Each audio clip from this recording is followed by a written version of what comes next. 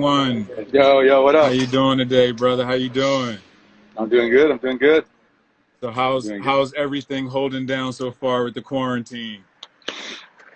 We're good. We're yeah, man. I mean, what it is, right? Shit. Everyone's experience is pretty much the same, just chilling. Luckily, I have my studio where I can go and do my thing.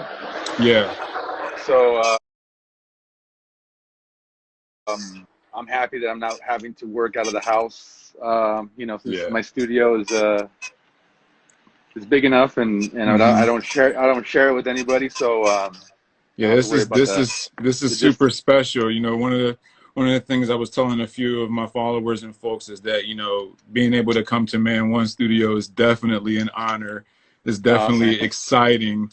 And Right on. just for, folks to just see, how you continually create. Yeah. One of the things I want to do with this series is allow folks to understand not just your background, where you come from, but also what inspires you, the work that you're doing, and what you're looking forward to, and also how this art market, this new change that we're all about to experience and we are experiencing, how it's going to Right. affect the living artist. So Yeah. I hear thank you. thank you for welcoming us, brother, and let's Yeah. let's let's take us through. Right on. What I'm gonna do actually, if you don't mind, Sure. my son is here and he's my studio manager. Is that man too? Yeah, man too. Here, hold on. Let me how do you flip it around? So that's him right Man here. too. What up, bro? So I'm gonna let him take it, Okay. and we're gonna walk in the studio. Sweet, sweet.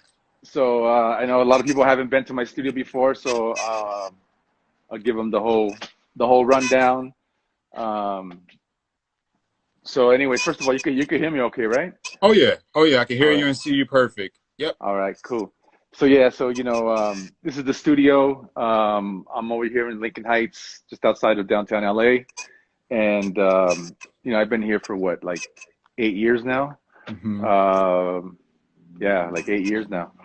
And so anyway, so when people walk in, the first thing I have is I have kind of my newspaper clippings from the Washington hmm Post and whatever magazines and stuff like that, and then over here um, I have like kind of the city stuff that I've been granted or whatever, hmm so that the whole point of putting this kind of stuff up is just when people walk into the studio, I want them to kind of know the story, right? hmm hmm Um, I look at a lot of artist studios, and sometimes, you know, you can do whatever the hell you want in your studio. It's your studio, right?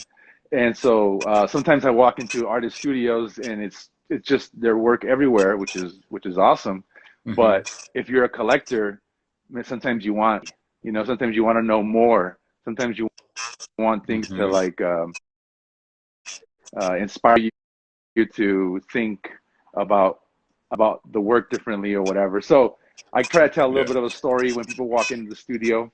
Um, so I have it set up here in a way where uh, basically this whole side of the wall is kind of like a gallery wall. hmm So I have all my paintings that are for sale and available, um, and it just That kind of goes KRS all. One is always fire. Oh, you like that one? Yeah, Yeah, man. cool. That is always fire. Yeah, man. So, yeah, he wanted that for the tempo of hip hop, but um, we weren't able to come up with to an agreement, so I kept it. hmm Yeah. It's Yeah, usually like that sometimes. That's understandable. right. And then right behind there, I have a Chuck D. You know, so I don't think so it's I've ever saw that one because that one's kind of like hidden, in the yeah, studio when you walk in the back. You're usually looking forward to all the rest of the work that's there. exactly. And you Yeah, kind of, that's kind of tucked away, probably for good reason. You kind of hiding that from everybody. yeah. So it's kind of that was part of my little hip hop you know fanism going on or whatever.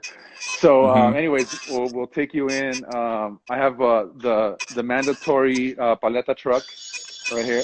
Definitely, most definitely.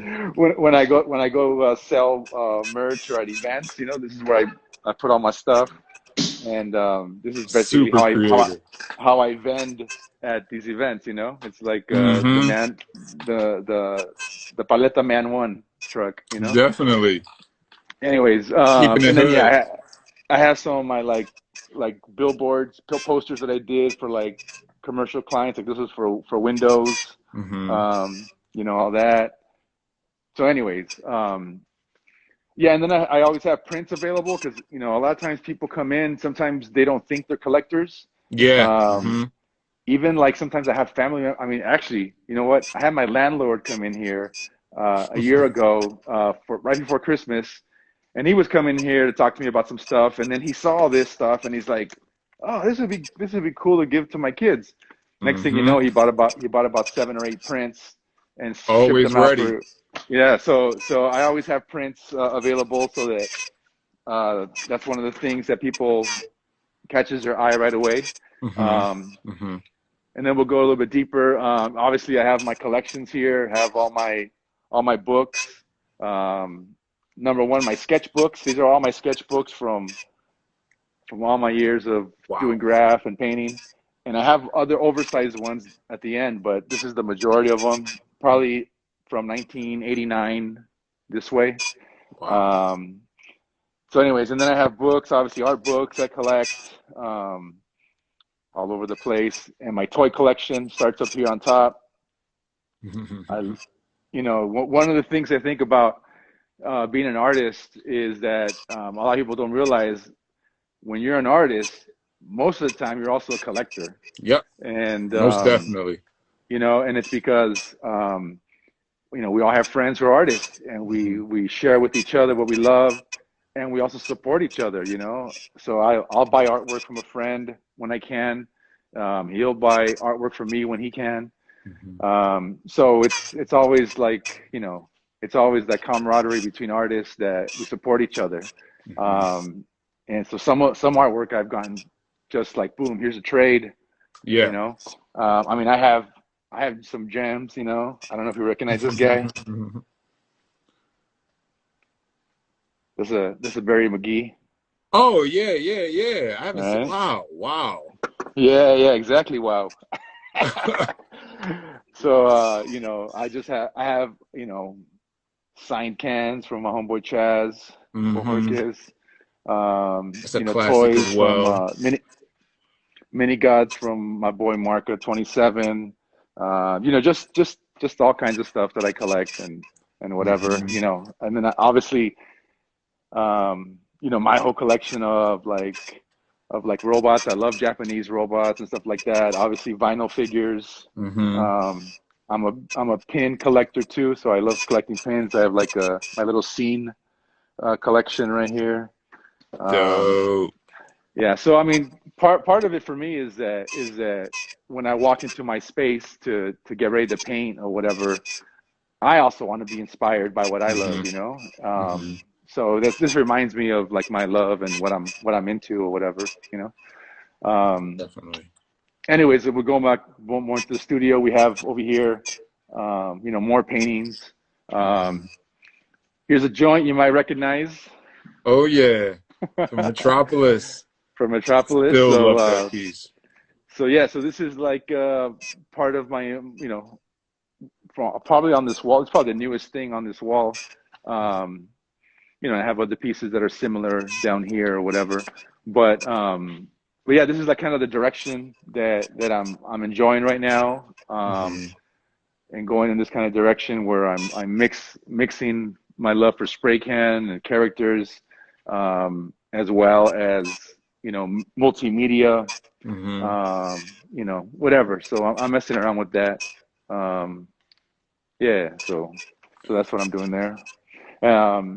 You One know, over question, here, one yeah, question I had always wanted to ask, and I know we had got crazy with Metropolis and all of that, was yeah, the adding the texture, you know, to the yeah, right, aerosol works, you know, yeah, that I found that very interesting when I was in the studio the last time. Right. Did you come across that because of, you know, just feeling around the texture on the walls, the exterior Yeah, walls, and bringing that more into the studio? Was that more of an inspiration of adding that element to those type of works?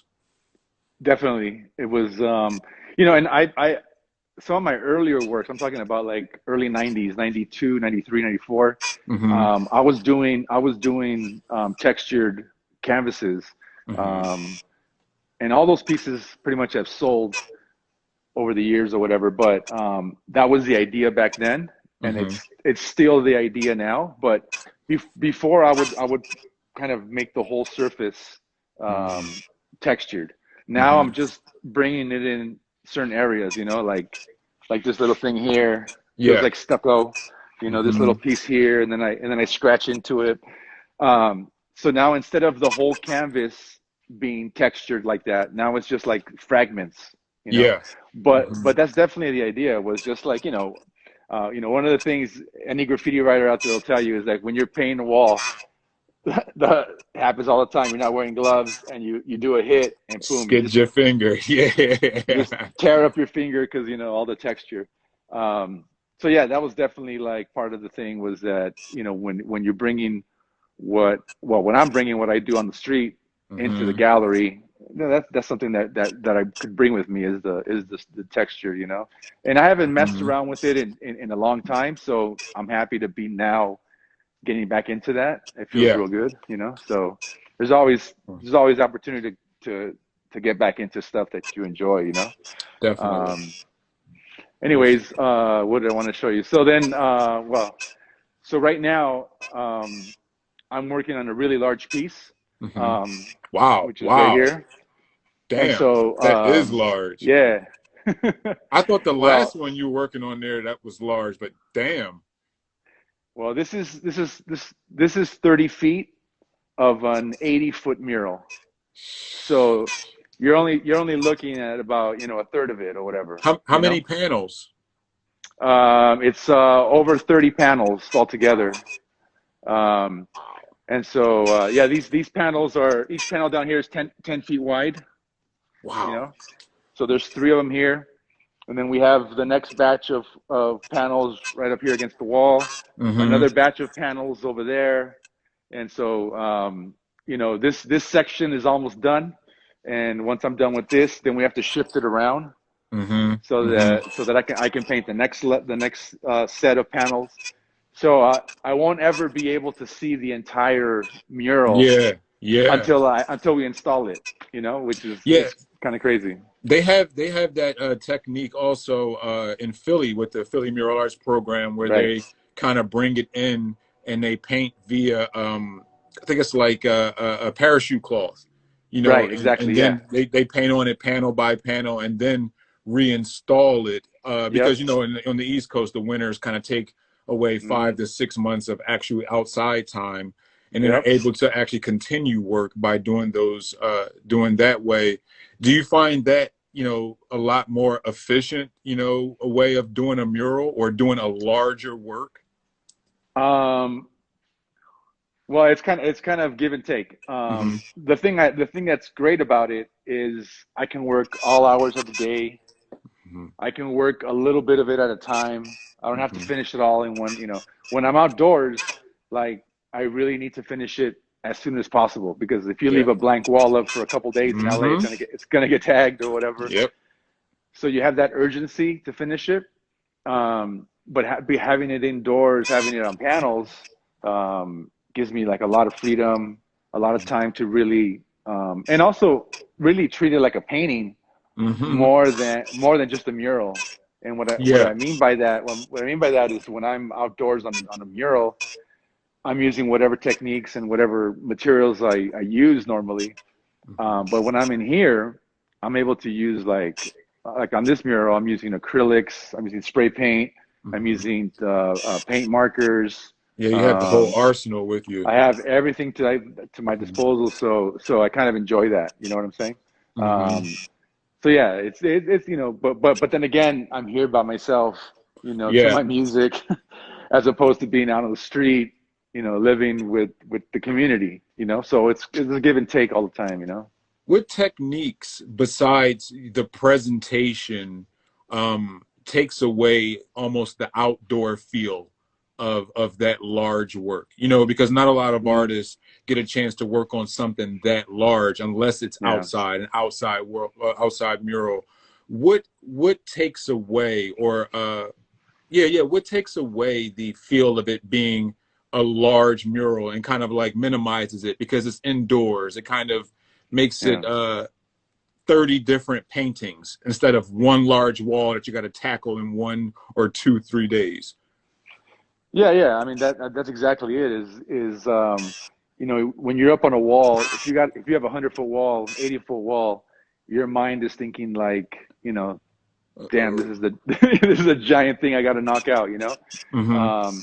by bringing it in, breaking it up into smaller pieces, you're able to digest it a little bit differently. Mm-hmm. Um, but that also could be a negative because Yeah. sometimes you can take too much time trying to make it too beautiful, Yeah. when at the end of the day, you know, this is going to be installed in a location where no one can see the top, you know, 3 feet of Yeah. it or whatever. Yeah. So there's that part of it, you know. But you know, it's just a different thing to do, and I'm enjoying, you know, this project couldn't have come at a better time, right? Yeah. Um, Right. Most definitely.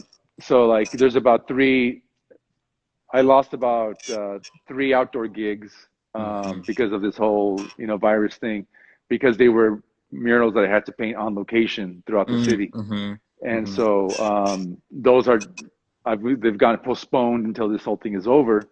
Um, but luckily, I have, you know, big ass Have you canvas to work on right now. I was going to say, have you offered like any other options, like we talked about, like with the parachute option or the indoor stuff, to where it's like, you know, we don't necessarily know how long this is going to take, and for artists Yeah, to continuously have to turn down exterior gigs, you know, things that, you yeah, know, jobs that are needed, is there right. a way, you know, to incorporate that type of technique into the studio practice now, to where it becomes, you Right, know, okay, I can deliver, you know, a packaged mural to you, and you can right. install it, you know, and not have, you can have your own team that's already properly there install, you know, with you on site, you know, just like doing a gallery install. Is that something that you see as a possibility?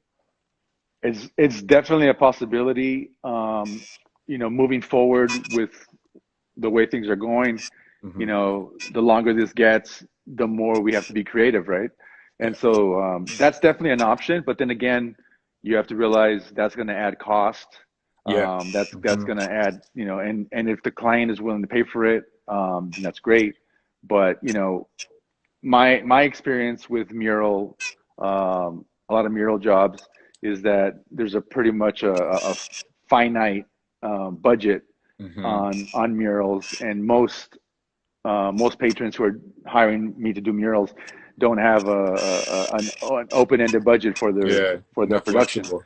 Hmm. Yeah, so that's the other thing. And then also, if you're doing public art, like if you're applying for public art projects and you get that, you have to work within that budget. Budget. Yep. So if the budget is 20 grand or 50 grand, that's all they're going to give you. And Hmm. so, you know, I actually just lost a project that I was doing, a public art project, um, before this all went down, but I lost it because they were envisioning this big mural to be painted in the studio and then installed. And Hmm. then when I did the math, it just didn't add up. Yeah. And there was no way that you could do a 100-foot wall by 15 feet tall, um, the way they wanted it done in the studio for like 30 grand. Like Yeah.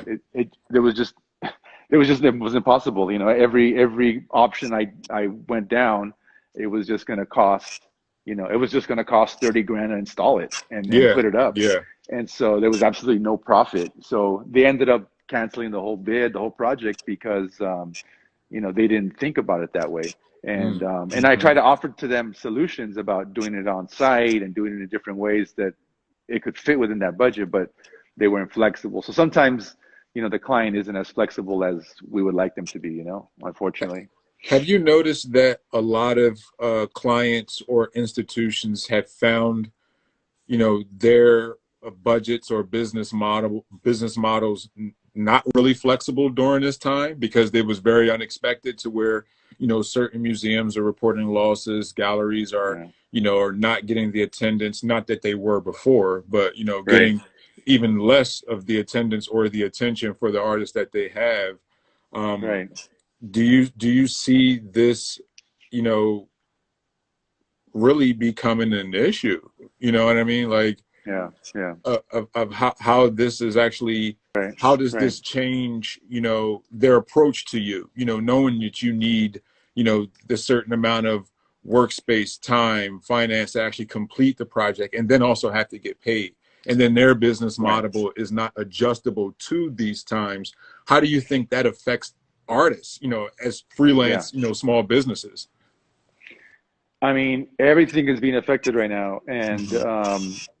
the old model, whether it's the gallery artist model, Hmm. that was already in flux, Yep. and now with this whole situation, it's only more dire. Hmm. Um, and so the smart institutions, the smart patrons who want to keep doing this work with artists like me or whatever, are going to have to be creative in the way they do things. They're gonna Hmm. they just or they're not going to survive. They're not going to be able to get done what they normally would get done in the traditional way that they used to do it. Hmm. It's just not going to be feasible. So, I mean, that's one of the things I've been talking a lot with other artists is just like, you know, telling people to get ready for when this opens up. It's Hmm. going to be a new world. Like really, Yep. it's going to be a new world because so many galleries are going to go under, so many museums are going to go under, um, so many institutions are going to be holding tight, any money they Hmm. have, and there's going to be less money out there for public art. There's going to be less money out there for commission work, and everyone's going to be vying for that same Hmm. that same amount of money.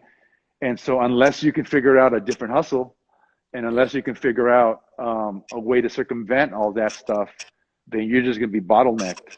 And Yep.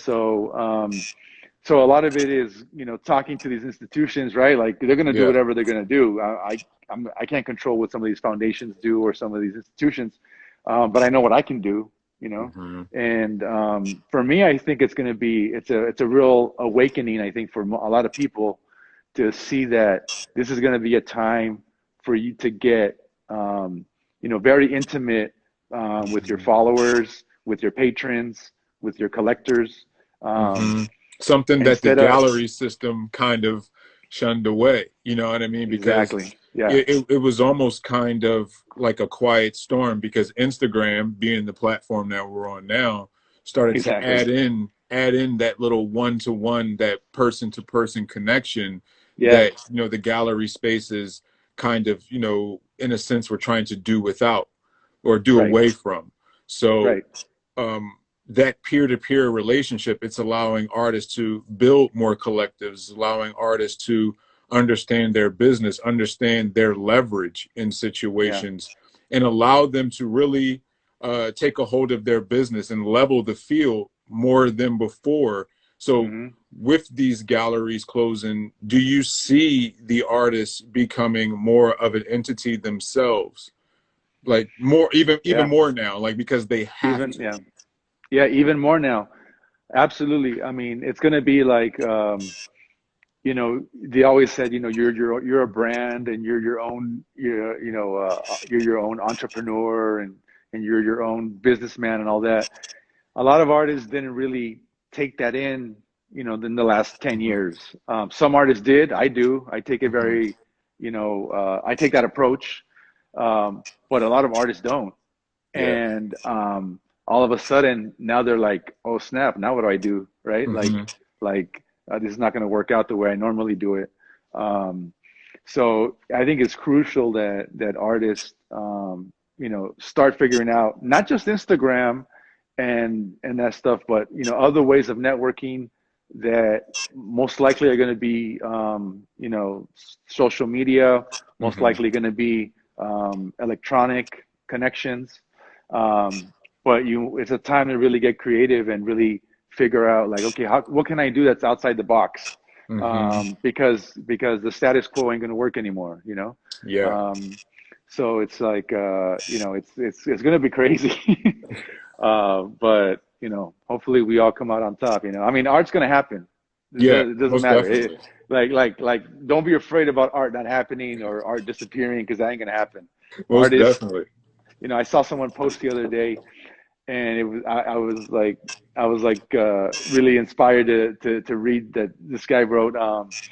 The good thing about all the artists being in the same situation right now is that we have the most creative minds Hmm. figuring out what we're going to do next, What we're gonna right? do? Yep. And so we'll figure it out. Yeah, Yeah, I mean, it's only a matter of time, and yeah. in that figuring out or whatever, what do you think is the main thing that an artist should be focused on as a creative and as Yeah. a small business coming out of this? I think it's I think well, I'll speak for myself, but the way Hmm. I'm approaching it is this is a time to kind of regroup, um, catalog, Hmm. um, just reassess everything and restructure, your practice. Hmm. Um, some artists are thinking like, well, I'm just gonna do some more paintings, you Hmm. know, Hmm. but they're not thinking about what about your website? You're gonna update that right now? What about what about your networking? Are you gonna work on that right now?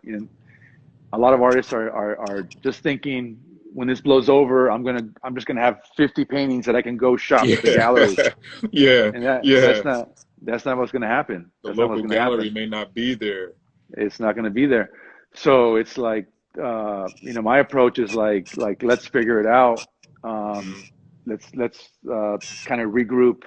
So I have some ideas of what I'm going to be doing, Hmm. um, involving a lot of social media. I want to involve a lot of this like we're doing right now, Most live, definitely. one-on-one kind of thing.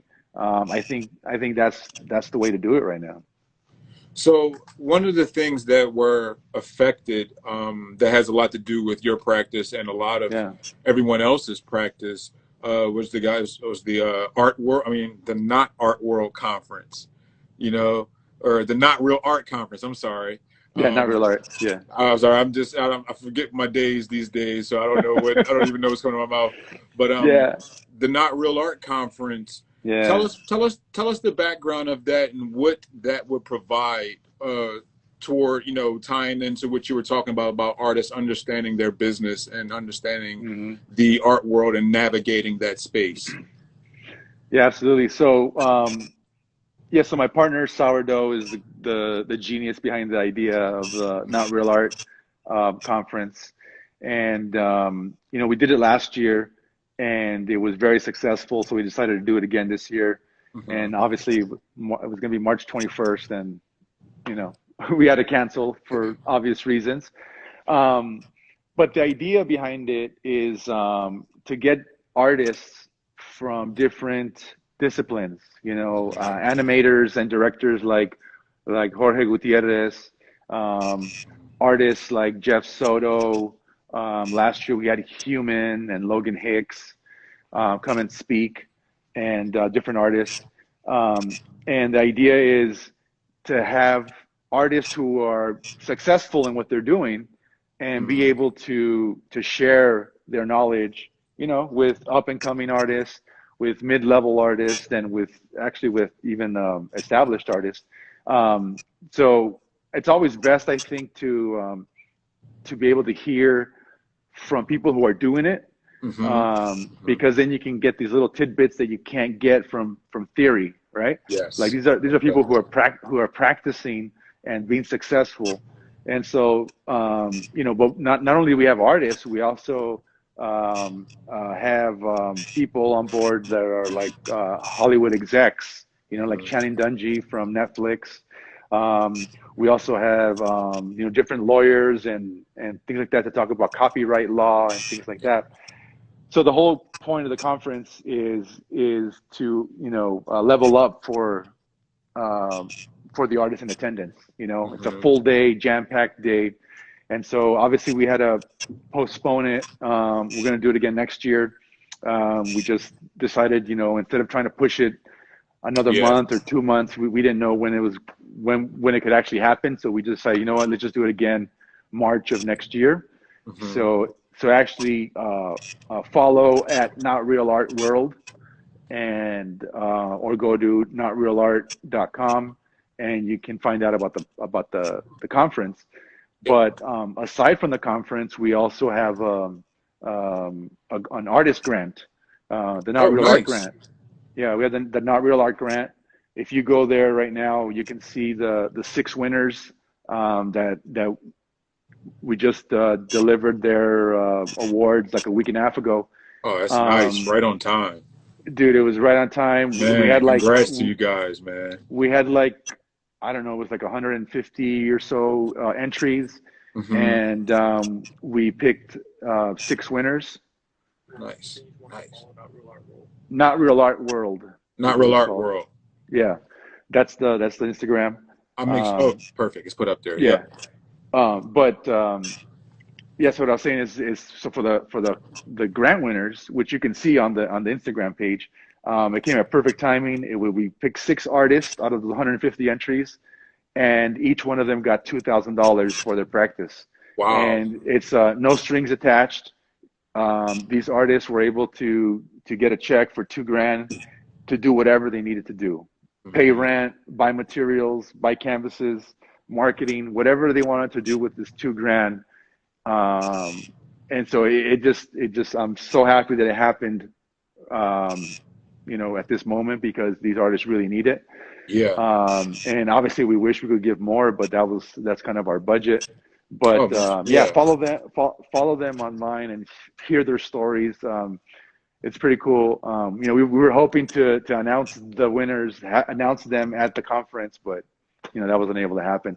But you can also, I'll start applying for next year's Not Yeah. Real Art grant. So that's on there, and you can start applying. Yeah. Yeah. Everybody definitely take a look at that. Support Not Real Art World Conference. They're dope dudes doing dope things. As you see, man one's doing dope stuff in the studio. So back to the creative Mhm. side of things, what's one of the things that you found out about your practice from having the extra time in the studio? Wow, that's a good question. What the um, well, I think you know, one of the things that I've been coming up with right now, or coming up against, is you know, I'm not as creative right now as I would like to be, Hmm. um, because of all the pressures of what's going on, right? Mm. Mm-hmm. And Mm-hmm. so, you know, I have kids and a wife, and you know, rent and everything else that everyone has. Um, and this situation is just really stressful, and stuff like that. And so, you know, there's a lot of pressure to, you know, there's more important things sometimes than sitting down and doing the painting, Yeah, most you know. definitely. And so, when I am able to come and work at the studio, I really take advantage of it, because you know, sometimes I'm just not in the mood, Mm-hmm. and just what's going on is just really tough. So what I want to tell artists is that it's okay not to do work right now. Mm-hmm. Like don't A lot of people are saying like, oh, you know what, if you don't get anything done at this time, it just means that Yeah, you don't yeah, know it's how to the meme manage that's your time. floating. Yeah, Yeah, yeah, no, no, no, no. If it's what's going on with you, you know, if you yeah, feel like you need to create right now, then create. most If you definitely. if you feel like you got to just sit down and do some yoga, do that, you know. Yeah, Um, Whatever it is you got to do, because this is not this is real life, you know. And yeah, so I also look at it as like, you know, as an artist, we paint about all kinds of things that happen to us in our lives, you know. mm-hmm. The inspiration for my paintings come from me living. right? Yeah. It's not from me watching TV. It's from me living, Yeah. right? Yeah. So, so guess what? The art that's going to come out of this is not going to come out right now. Yeah. It's gonna come out like in Mm-hmm. 3 months, in 6 months, in a year, in 2 years. I don't know when it's gonna come out, but we're not gonna understand in our brains as artists how to really express what's going on till Mm. down the road, you know. And Do you some of us sooner or later, but it's gonna be down the road, you know. do you expect a lot of coronavirus based art after this? You know, and just because of everybody being locked in, you know, and everything that's happening, and being Yeah, that yeah, it's their first chance. I mean, because everybody's, you know, being able to express themselves via, you know, a Facebook or Instagram post or right, something like that, but right, haven't been able to exhibit anything created during yeah, a hermited time, you know, something like that. yeah. Do you expect to see a lot of, you know, I guess viral art, you know, Yeah, after all of this? yeah. Yeah, I think there will be. I even had some friends like joking with me. They said, you know, just don't do the mask Yeah, yeah. exhibition, you know. I'm Um, expecting to see at least three of those. oh, there's gonna be a bunch of those. And that's cool. I think there is gonna be stuff like that, you know. Hmm. Obviously because it's like the most, you know, it's the low hanging fruit. Yeah. But what I'm really excited about is the stuff that we don't know about yet. You know, Mm-hmm. there's going to be stuff that's going to come out that artists are going to create that wouldn't have been possible a year ago, Mm-hmm. because the mindset is shifting right now, and Mm-hmm. so that's what I want to see because I don't know what that is. You know, Mm-hmm. and I don't know if I'm going to create it or you're going to create it or who else is going to create it, but it's going to come out. There's going to be something that's going to that this has triggered Mm-hmm. that will manifest itself at some point. And when we see it, we're going to know what it is and where it came from. But it's hard to kind of project what that's going to be. Mm-hmm. But that's kind of what I'm looking for, you know. But Most yeah, definitely. So yeah, is the painting behind you, because I'm staring yeah, at it in amazement. yeah, yeah. Is that the largest work you've done? This is this is going to be the largest installation piece Mm-hmm. that I've done. Yeah, yeah. I mean, I've done larger murals, but this is like basically Wow. in a permanent collection kind of thing, right? And Yeah. I'll give you a sneak peek, Nice. but this is the whole mural, right? Sheesh. And so right now you're So just yeah, looking at we're this part, totally just looking but at, you know, like a third of it. Wow. is fast. Yeah, It's getting kind of it's kind of cutting out. Yeah, so I don't know. That's still dope. on, but it's lagging really bad. Yeah, you're cutting in and out, but that's the whole mural, and you know, I probably have another at least another month on it. You know, Wow. yeah. Can you hear me, or did you That, freeze up? yeah, I can hear you. I can still hear you. That is Yeah, insane. Wow. yeah. You're like breaking up on me. Can you hear I'm me? breaking up. Yeah, I can hear you perfect. Yeah. All right, good, good. Yeah, I hear you now. Cool, cool. But yeah, this mural is actually for a client that does undersea cable, Mm, um, mm, and it's gonna live in their facility in Hermosa Beach, um, which is not a public facility. mm-hmm, So the only people who are going to get to enjoy it are the techs that they work with and the people in their industry who are going to visit. Um, mm, but you know, one of the incredible things about this mural is that part of the research that I did for this is I flew out to Tokyo and to Hong Kong last year mm-hmm. to do research on the mural. Research, right? Um, and so, but yeah, like all these images, pretty much I photographed myself while I was there and Yeah. incorporated into the mural or whatever. So it's been a really great project. You know, a year in the making, but you know, I'm really excited about it. And you know, this client of mine is awesome client, and he says he always tells me like I don't want to be your biggest collector. I just want to be the collector of your biggest things. Mm. So I'm like, that sounds dope.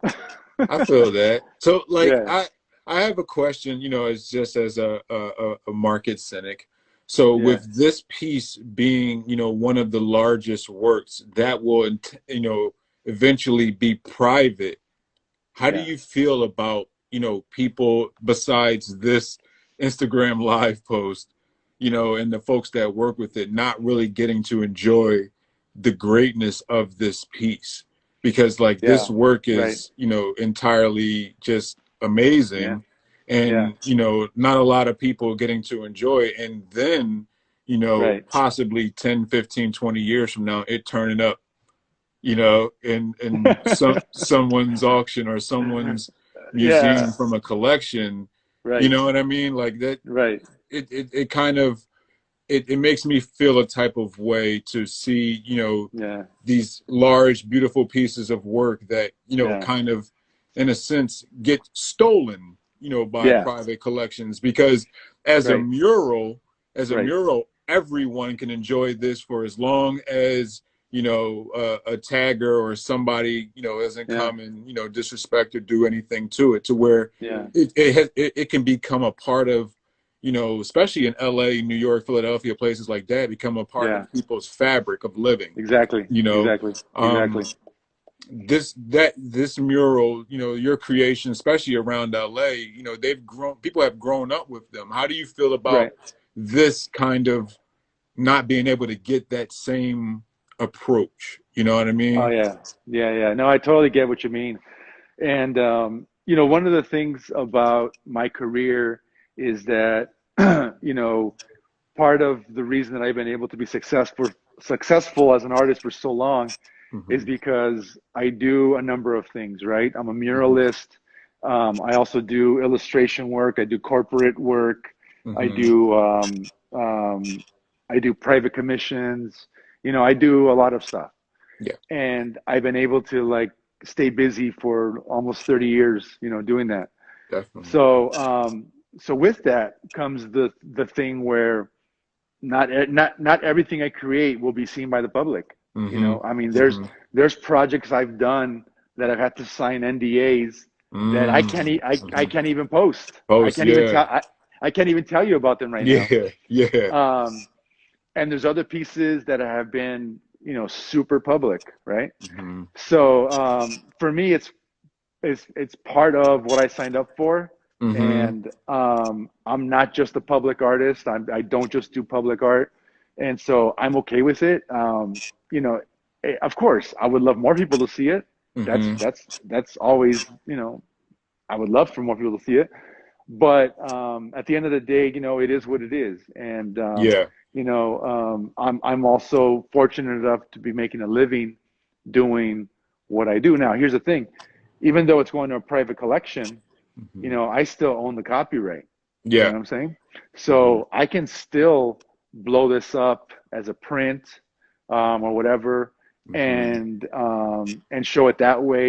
And who knows what could happen in the future? I mean, I can work out a deal with my client where I say, you know what, this is such a beautiful mural. Let's blow it up and install it somewhere, right? On an Yeah. exterior wall somewhere. That could still Hmm. happen. Hmm. Um, so yeah, so I haven't. This is not over just because it's being given to a Yeah. client. It's I it's was just going to say part of its life.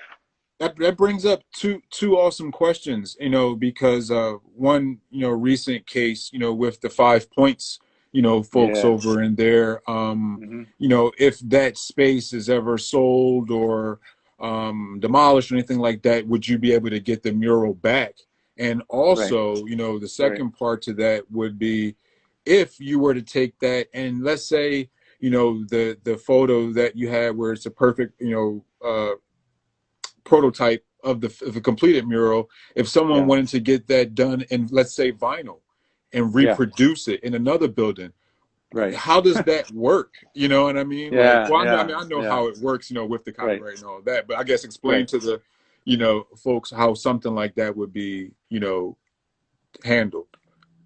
Yeah. Well, I mean, so in terms of like your second question, the way it works is, generally when I do a piece of art that's intended for a mural for a specific client,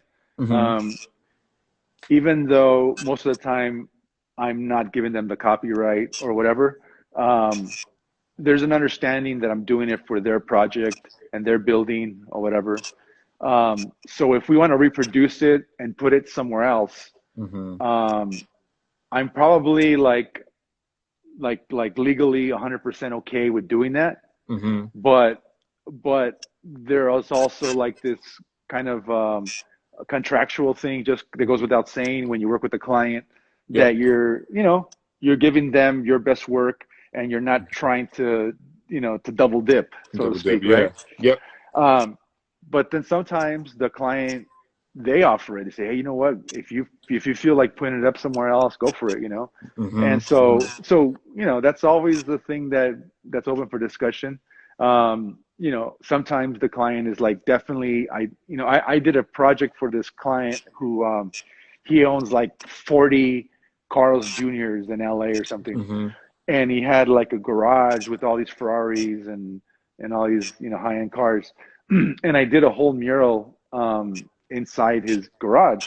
And I was not allowed to photograph it.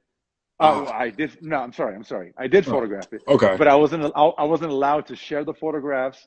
I wasn't allowed to show them on my website, and I'm not allowed to reproduce it in any other way. And so obviously the guy had to pay a premium fee for me to agree to all that. But it was worth it for me. And at the end of the day, that mural was a one of a kind, and it's just going to live in his garage, and that's it. So there's all kinds of different things that happen. With the 5 points scenario, there's this the VERA Act, which is the Visual Arts Rights Amendment. Is that what a visual? Rights Act, yeah. Visual Artists Rights Act. Thank you. Basically, they have to give you 90 days if they're going to remove a piece of art. And as an artist, you have the it's up to you whether you want to go and just document it before they tear down the building, or if you want to go remove the piece somehow, if that's even possible. But it's up to you as the artist to do something about it once you're given the 90 days of the removal of the piece of art. Most of the time, artists just go and take a couple pictures or document it and call it a wrap. But there are some instances where artists are able to actually physically take the piece off because it was done on panels or something like that. But if they violate that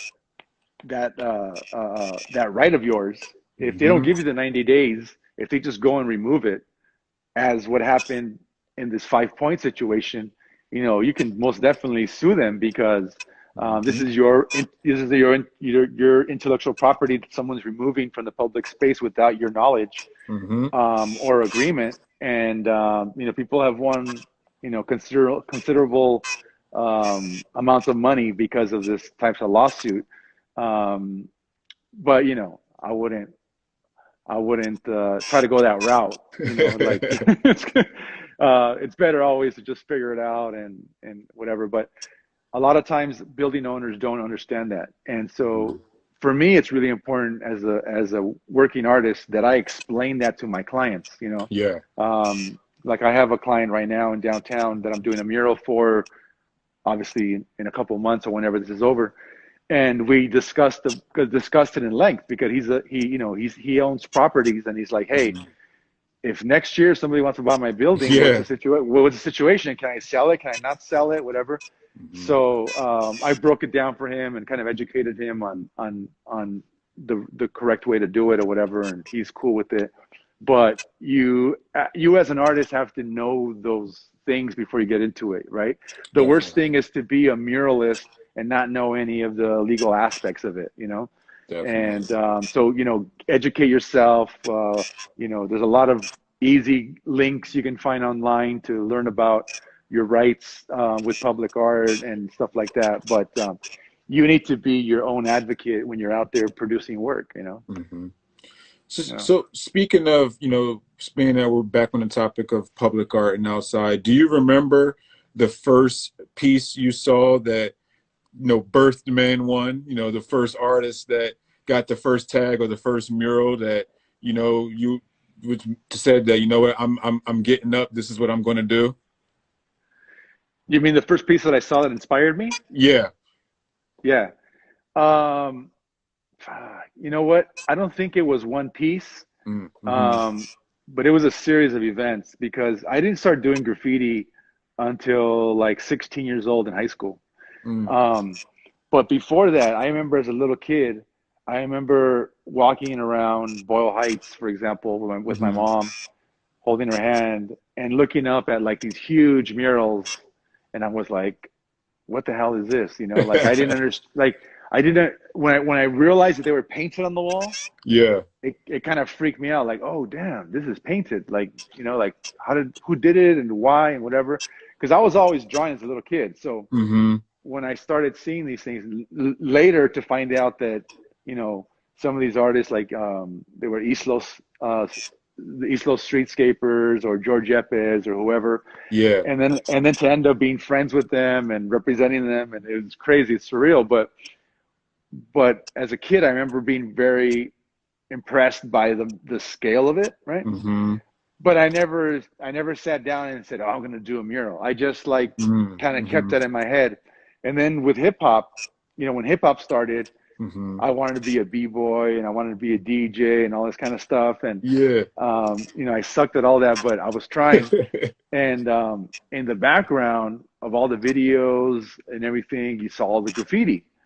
And I was like, oh, that's cool stuff. But again, I never thought like, oh, I could do that. Yeah. I was just appreciating it. So finally, when things lined up, I guess 1987 was the time that all of a sudden I started tagging on the buses. Mm-hmm. Just a friend gave me a marker and was doing it, and we started acting stupid. That was the moment that I kind of stopped and then thought about all the stuff that I had seen over the years, and I was like, wait a minute. I finally put two together, right? Like I love to draw, I love Yeah. to paint, and now I could do it on a big scale, and people will see my stuff. Like, Mm-hmm. why the hell haven't I been doing this like Yeah. from before, right? So it all kind of came together, but yeah, I mean, like I remember right after that. I mean, I was 16 years old, and at that moment, I was like, you know what, this is what I want to do for the rest of my life. Like Mm-hmm. almost immediately when I started doing graph, like within a couple of weeks, I remember just being like, you know what, this is it. I don't want to do anything Oh. else for the rest of my life except do graffiti and get paid. Yeah. And and all my friends were like laughing at me because they're like, you're not gonna get paid. Who's Mm-hmm. gonna hire you to do graffiti? No one's buying graffiti. And I'll tell you what changed that was one day I was at my grandmother's house in the front yard, and she had like a little driveway, and I had a panel, just a piece of wood, and I was just painting it on a Saturday afternoon on the weekend, and this guy drove up, and he pulled over, and he gets off, and he says, "Hey, that's pretty cool," and I was like, "Oh, thanks," and he goes, "If I get you a canvas, will you paint something like that for me? Like I'll pay Mm-hmm. you." And I said, "What?" And he goes, "Yeah, I'll pay you like how much do you want?" Yeah. And I was like, I'm like 16 or 17 or whatever, and I'm like, uh, $100. And he's Yeah. like, done. He took off, came back with the like a 4 by 4 foot canvas. Mm-hmm. Um, I did like a little quick thing for him. Like it took me about a couple days later. He came to pick it up, gave me $100. That was my first art sale, and I was like, this is it. Like I can do Yeah. this. Hell yeah. So, Yeah. so from going to starting out painting on the street for $100 and peeling out to doing something dope like Sneakertopia, Yeah. explain that experience, man. Like, cause that was just All right. amazing. Just Yeah. Sneakertopia was a lot of fun, and a lot of work. Um, I did like two huge murals on the walls directly over there, and those took about, I don't know, a couple weeks to do, I think, Mm-hmm. something like that. Um, but I did a huge digital mural that had like all the different, you know, hip hop singers on there and stuff like that. Mm-hmm. And that took way longer, and it was all digital. Yeah. But it was the first time that I was doing like 100-foot mural digitally on my iPad. Wow. And so I didn't know if it was going to work or Mm-hmm. whatever, and I had to figure out a system on how to make it work. Mm-hmm. And I did. We were able to do it with the iPad and Photoshop on my computer and kind of put it all together. It was like Mm-hmm. it was a gigantic file. Like Yeah, having to it was merge everything. Yeah. oh dude, it would take me like 10 minutes just to sit there watching it save. Um, but anyways, that took me a long time because I don't usually work digital on that Mm-hmm. scale, Mm-hmm. and so that was interesting. And then also I did a motion graphics animation with Syndrome Studio that was Yeah. on the stage. So when you walked into that one room, it was kind of like the music festival, you know, segment of the Mm-hmm. Sneakertopia. Like it was all my work, man. And Wow. it was really. I mean, you were there, right? Yeah. Oh yeah. Oh yeah. It was something else because like you know, usually when you have an exhibition, Mm-hmm. you walk into the gallery and you know it's about this big, and you know you have like 20 pieces up or whatever, and they're all small. But That was Sneakertopia, it that was like was you're walking into like you know whatever however many thousand square footage, and like every single wall was mine, was and it was yours. like Yep. that was a real cool feeling, you know. And I'm still getting a lot of love from that. People are still posting, and people are still enjoying that. Actually, you know what? Here, follow me. Yeah. So, so I have a little back room here um, where I keep all the rest of my work The back and room. other stuff. So so I have more paintings over here that I have kind of stored away and Mm-hmm. by size and all that kind of stuff, whatever. And then as we're talking about Sneakertopia, check this out. Watch, come here. So I have all my flat files with all my prints and all this kind of stuff. Mm-hmm. And then check, Sheesh. these are all my little Wow. Yeah, these. the little cards. Yeah. So I made these out of they're prints on wood panels, Of you know. wood. Yeah. And so I decided to make a whole bunch of these, and I dropped them during DCon last year. Yeah. But yeah, so I'm going to put them up online. So if you're interested in one of these, you know, hit me up. They're going to be very affordable, and you know, I still got a bunch left over, but it's just and I'll sign them, you know, whatever. Yeah. But this was directly as a result of Sneakertopia. You know what I'm saying? Dude, you're like prep So for the apocalypse, man. Like you got everything ready for the online apocalypse of art, man. Like, and it's yeah, crazy because like you doing that large scale mural digitally yeah, prepared you for the possible fact that, you know, outside murals could be screwed up for a while and you may have to do some things digitally. So yeah, in a yeah. sense, you're I think you're ready for the art zombie apocalypse, man. I'm ready, man. You know, I just did a commission right before this all started. This all went down for this organization in downtown, and they wanted me to do these portraits, but Hmm. they didn't have a huge budget. But when I said, you know what, I could do it digitally, um, and they can blow it up to whatever size. Yeah. And so we did it, and again, that came from this whole idea of like you know being able to do my portraits, right? Because like obviously people know me for my work, my portrait work, and it's usually like Oh this, yeah. and it's done on spray paint, you know, spray paint on panel or whatever. Um, but I can do that digitally. Why not? You know, Hmm. I could do it digitally and put it up somewhere or print it out. So so yeah, I'm ready. I'm ready for the apocalypse. You know? So, yeah, Yeah. man. So, but yeah, Yeah, we were bro. Good. I was going to say, like, it's, man, it's exciting, man, to just see like the workspace and just, hear the preparation, you know what I mean, and Yeah.